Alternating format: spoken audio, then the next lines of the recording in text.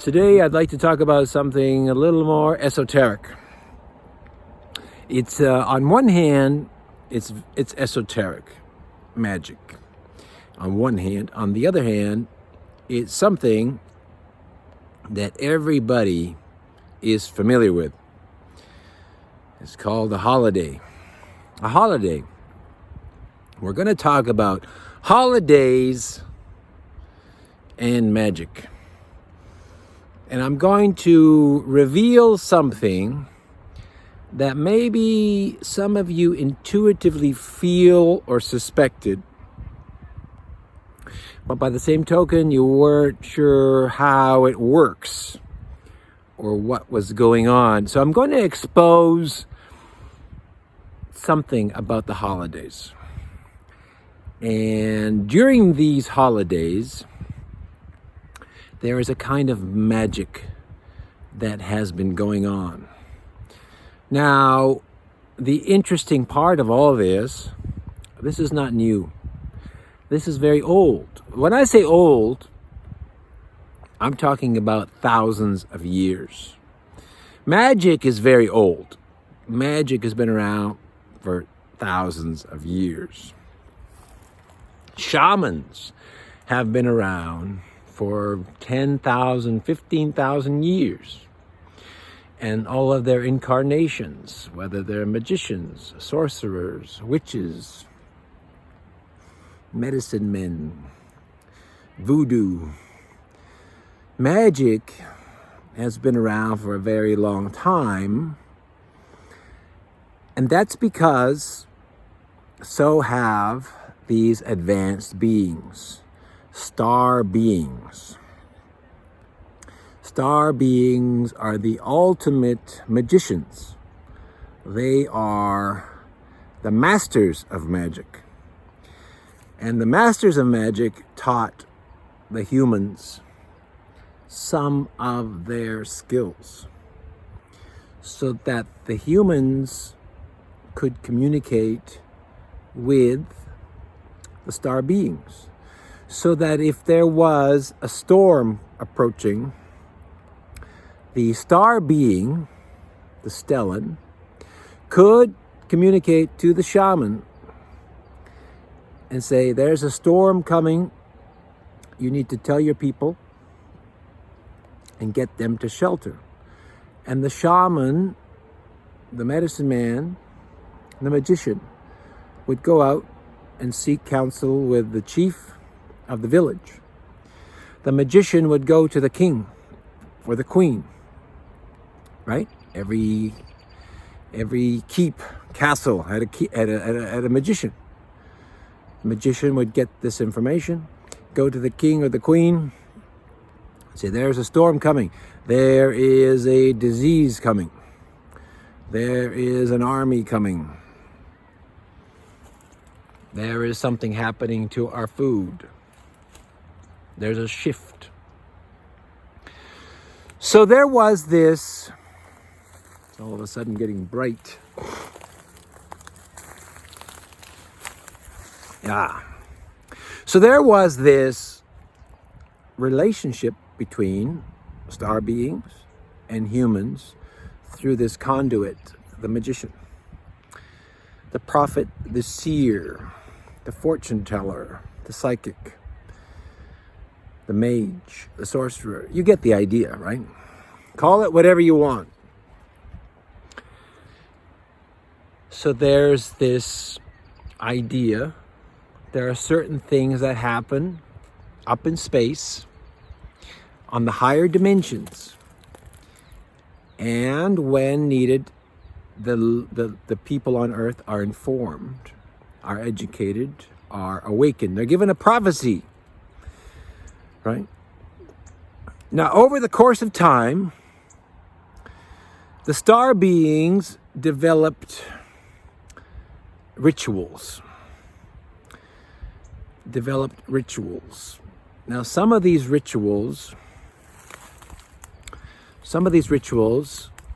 pertain to each particular race. So if a particular dark race wanted to harvest the souls of some of the people,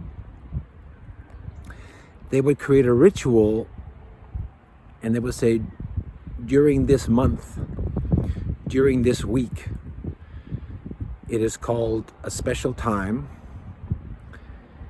and you must fast, and you must do these dances, and you must do these things, and the star beings would feast on their souls.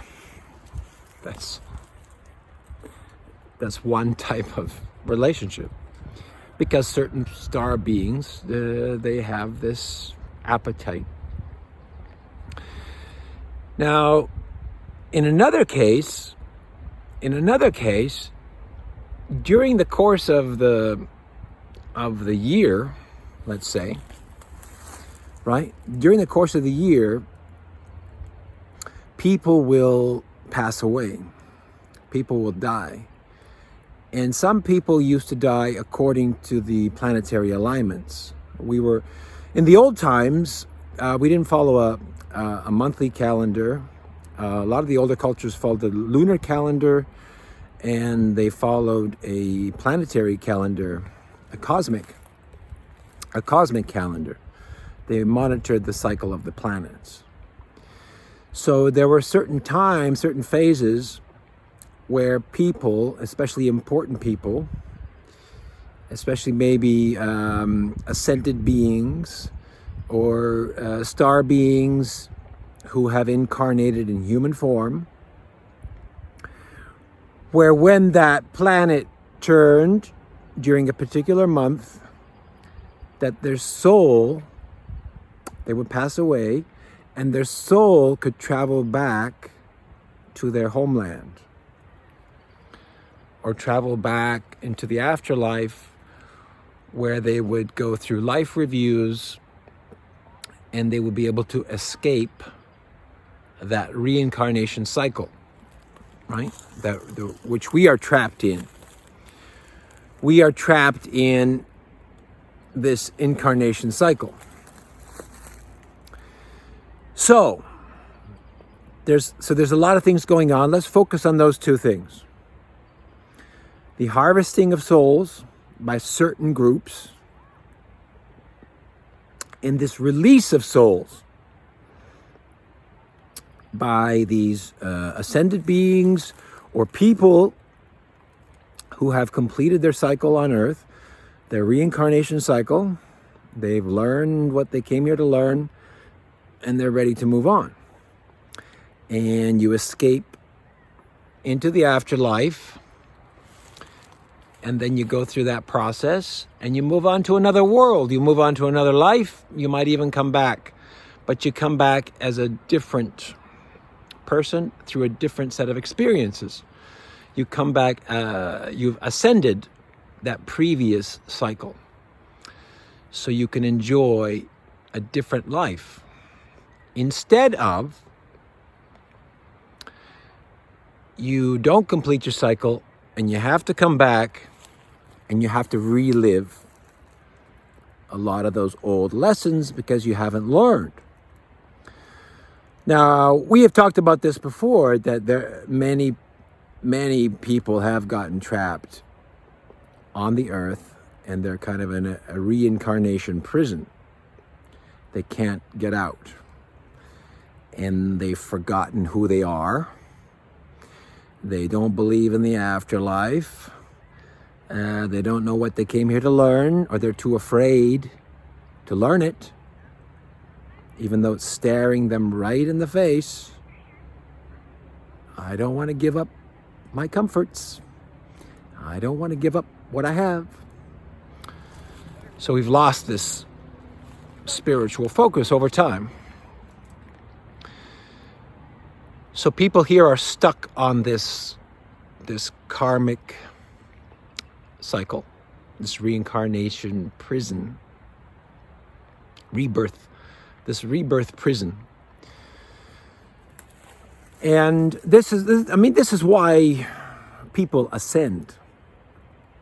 You ascend because you want to learn why you came here. You want to know who you really are. You want to learn your lesson, and you want to complete the lesson, and you want to complete the life cycle, and you want to graduate. That's ascension. That's ascension. Ascension is not about being enlightened, which is what most people will teach you. I'm ascended, I'm enlightened, and you walk around on your tippy toes. Look how intelligent I am. Ascension has nothing to do with being better or living life better or being high and mighty or having a smile on your face and talking about love and compassion. That's not ascension. That's not that's not my version of ascension. Ascension is understand who you are, understand why you came here, learn your lessons, complete your missions, and move on. To end ascension, the reason, the purpose is to end the cycle of reincarnation. That's the purpose. It's not to be better. It's not to have more energy. It's not to look healthier. That is not the purpose of ascension. That's not the purpose of enlightenment, okay? Enlightenment, if you meditate and you feel good and you feel ascended, you're not ascending. You need to do what you came here to do. That's ascension. And some of that is risky, some of that is painful. You got to give up your comforts because you got to learn things. You don't learn things when you're sitting on your sofa at home watching TV. You don't learn a lot in meditation. You learn when you do the things you're supposed to do. Right? You write a book and you stick your neck out and you start talking about things most people don't like. That's when you learn something. And that may lead to massive failure, but that may lead to serving your purpose and your mission, and that's ultimately your graduation. Graduation has an inverse relationship with your comfort on the earth. In any case, if you are not fulfilling your mission and living out your purpose, your life is going to be going through the mud. You're going to have similar problems. You're going to have issues that keep coming up and they get worse.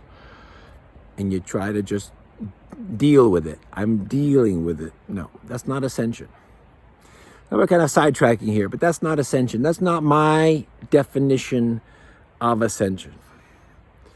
I want to make that clear because other people will say, I've ascended.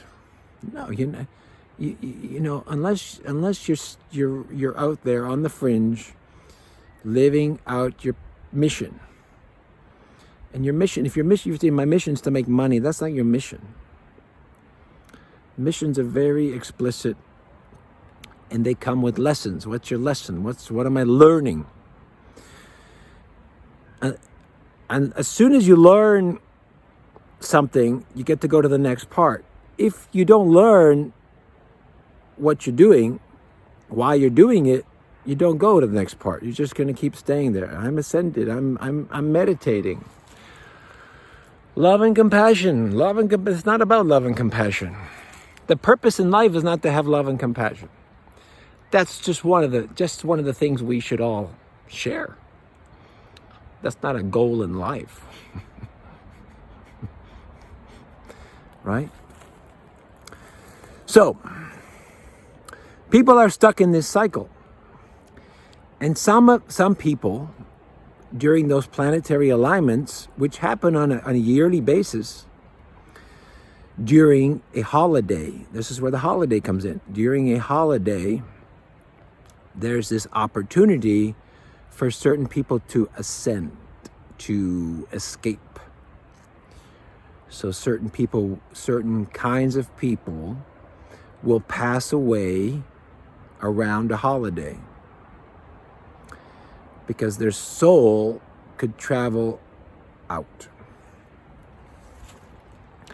Okay, so we have those two things. You guys following me still, right? You're following me. We have this ascension of the soul, release, graduation.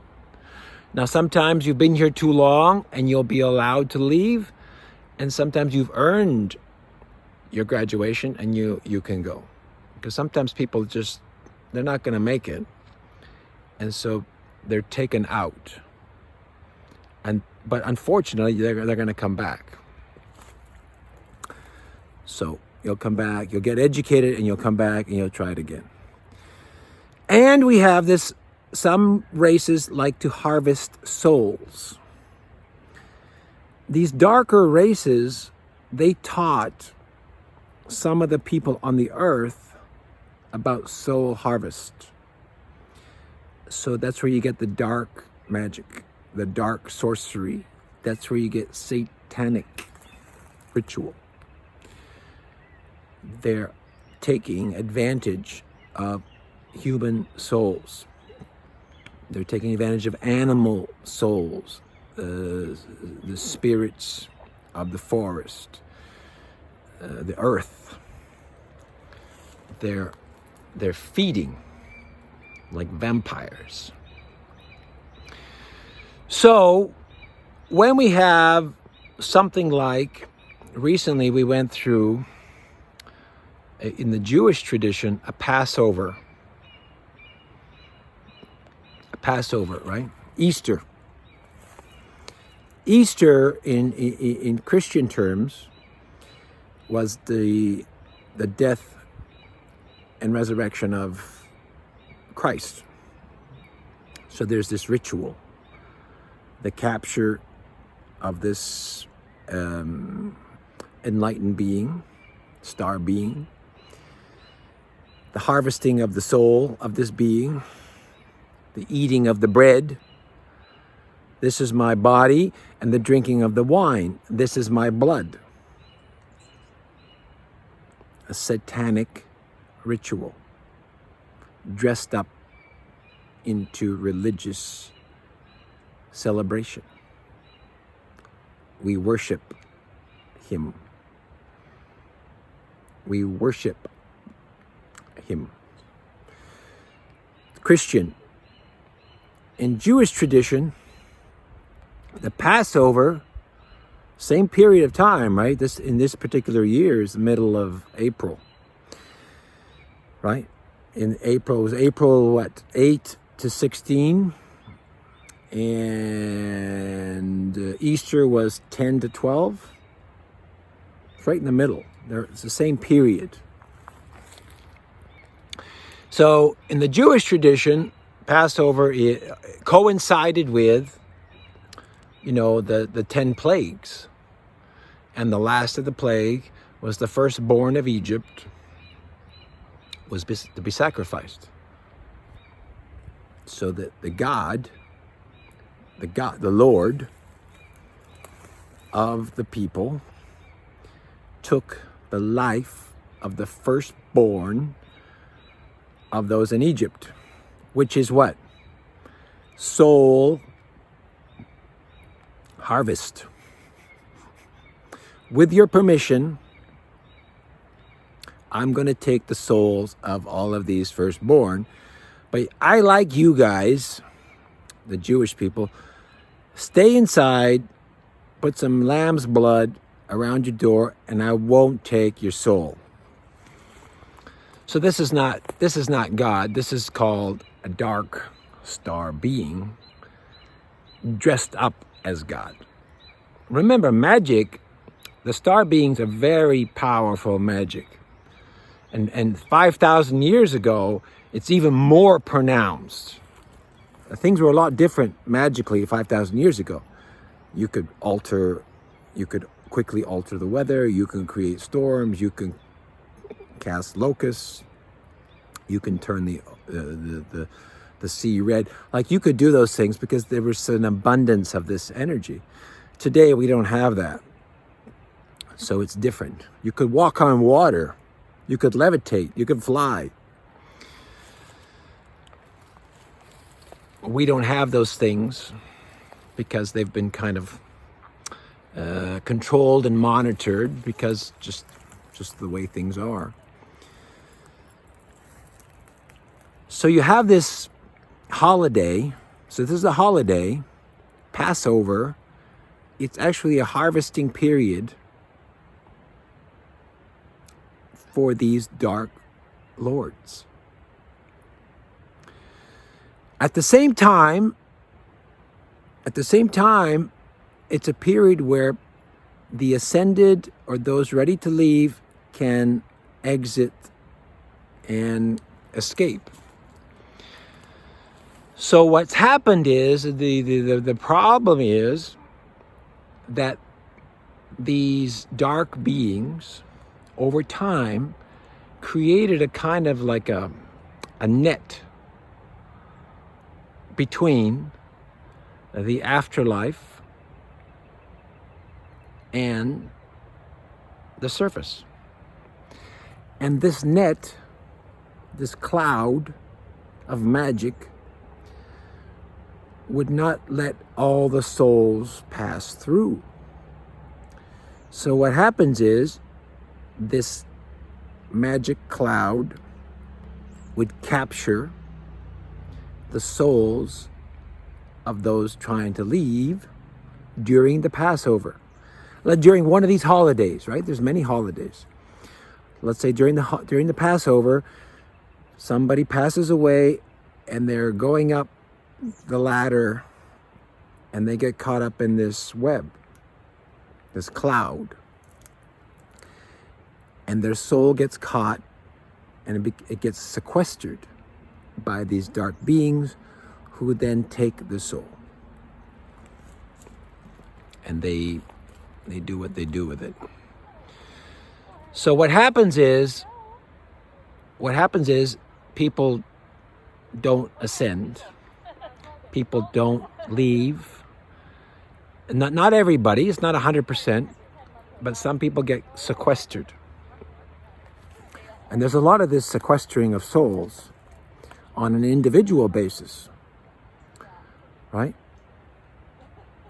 I've said this before, that if a secret society member dies, they don't go to the afterlife, they get sequestered because they have invaluable knowledge.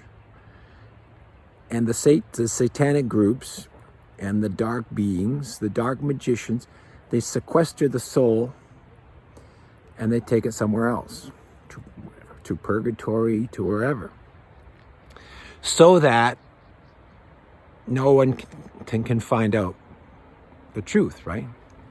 Because if you could talk to the spirit, you could find out the secrets. So there's a lot of magic that goes on that we don't normally know. Even I talk about it, you don't really know and you don't understand it. Not all of you. But this has been going on for thousands of years. This is not something that we're going to suddenly alter. But we need to be aware of it. We need to have a little more awareness, right? That there are other things going on during these holidays. The holidays, so what happens is, over time, these dark beings, and even the beings of light, they set up these holidays from this time to this time, which occurs with a certain planetary cycle, or a certain cosmic cycle, or a cycle within the earth, right? The earth goes through a certain cycle. During these periods, do these things, follow this ritual, give each other gifts, give each other hugs, fast, pray, meditate. Don't work. And we've been following these holidays. How many holidays? There are holidays every month. In the older traditions, the holidays are even longer. They're a week or 2 weeks or 3 weeks. And then after 2 months, there's another holiday for a week or 2 weeks. This is all of these rituals connected to these star beings.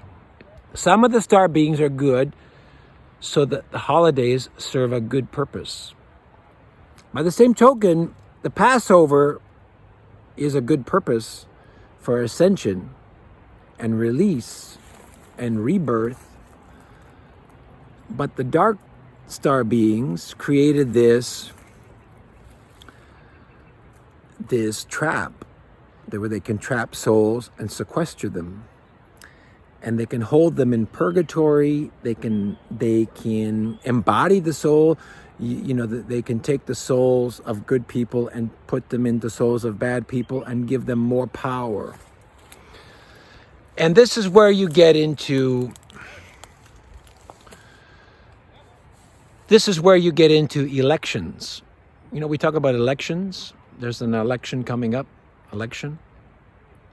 An election is a ritual. If you look at the word election and government, it's a ritual. You elect a leader. The leader, especially in the dark side, will absorb these souls, this energy, and they will be elected. Election is another word for ascension, which is what the secret societies do. Again, election is an ancient magical ritual. An ascension ritual, we call it an election. And it was designed for a good purpose. You elect a king. So we share the energy with our king, with our queen. And those times are gone. And a lot of this has been hijacked by these secret societies, which can harvest souls and can put it into a false leader, a false idol, and have them elected. And they will appear as a likable, charming leader. But really, they're just a conduit for these secret societies. They have been ascended through this process, right? It's months and months. Vote for me. So